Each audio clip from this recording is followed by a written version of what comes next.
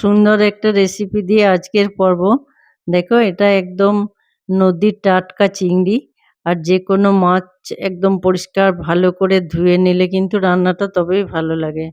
খুব অল্প তেল আর মিডিয়াম আঁচে বেশ তেলটা ভালো করে গরম করে এটা একদম ওলটপালট করে একটু ভেজে এখানে একটু পরিমাণ মতো নুন আর হলুদ দিয়ে আবারও নাড়াচাড়া করে নেব। খুব অল্প উপকরণ দিয়ে অথচ কিন্তু খেতে এটা বেশ ভালো। দেখো একটু নাড়াচাড়া করতেই কত সুন্দর কালারটা চলে এসছে।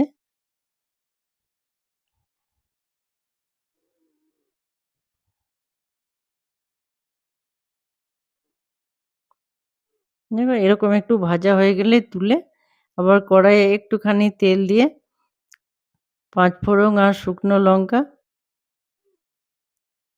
এটা একটু ভালো করে গরম হয়ে এলে কয়েক দানা রসুন আর কয়েক টুকরো পেঁয়াজ, সঙ্গে আছে কয়েক টুকরো আলু চিরি করে কাটা আর একটা টমেটো। মাছটা অল্প তাই এগুলো অল্প অল্প দিয়েছি।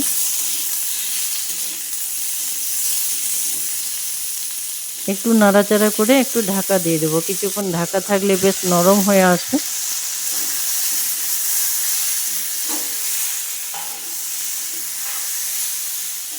দেখো এবার দিয়ে দেবো একটুখানি কয়েক দানা সর্ষে আর কয়েক টুকরো জিরে এখানে বাটা আছে।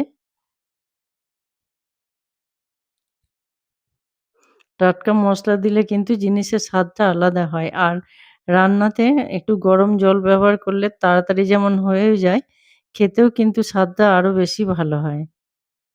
দেখো এবার আবারও ঢাকা দিয়ে দেবো ততক্ষণে টমেটো আলু একটু নরম হয়ে যাবে।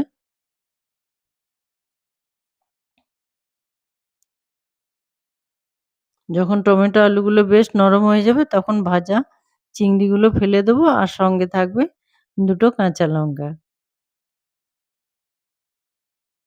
ছোটবেলায় আমরা এগুলোকে থালে কানাতে লম্বা করে করে সাজিয়ে দিতাম আর তখন বলতাম এগুলো পুলিশ মাছ।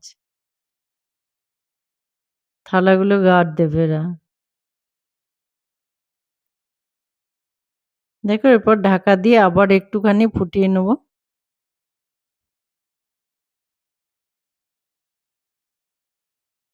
ঢাকা খুলে যখন এরকম মাখো, মাখো হয়ে আসবে তখন নামিয়ে নেব। আর তোমরা দেখবে বন্ধুরা দেখতে, দেখতে একটা সাবস্ক্রাইব করে নিও।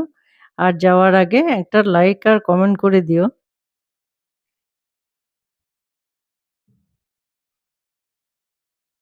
এটা বানিয়ে দেখবে খুব সহজ অল্প সময়ে খেতে কিন্তু দারুণ লাগে। আর কেমন হলো অবশ্যই জানাবে।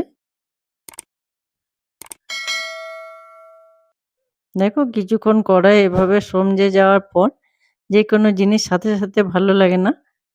দেখো এর কালারটা কত সুন্দর রাঙা টুকটুকে লাগছে টমেটো আর চিংড়ির। আজ এখানেই বন্ধুরা, ততক্ষণে সবাই সুস্থ থাকবে, ভালো থাকবে।